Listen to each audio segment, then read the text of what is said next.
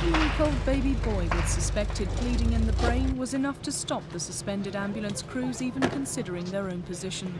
They claim when they received a call direct from Croydon's Mayday Hospital asking them to take Andrew Waring to Great Ormond Street for a brain scan, they accepted, despite yesterday's warning from London's chief ambulance officer that suspended crews were not to answer calls direct from the public. But when they arrived at the hospital today, the baby had already gone by ambulance summoned direct from headquarters. They have now been threatened with disciplinary action.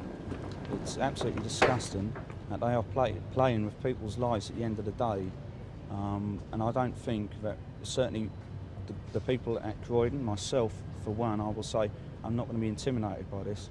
And if I have any call from a member of the public, I will answer it, because that is more important at the end of the day and threats from management.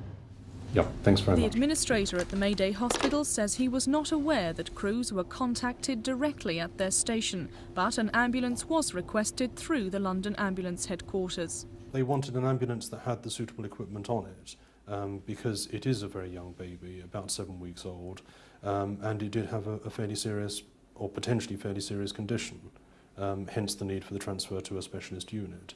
And they were concerned that if the right equipment wasn't available, then the baby could be at risk on the journey. Meanwhile, the battle over direct calls to ambulance stations continues. Today, Kenneth Clark said he had no part in the decision by London's ambulance chief Tom Crosby to threaten suspended crews answering calls from the public with legal action. Mr Crosby appears to have pointed out that the position of crews who borrow their own vehicles and go out in response to calls is worth looking at, but it's up to the management and others involved to decide whether or not they're within the law when they take vehicles on the road which might not be insured.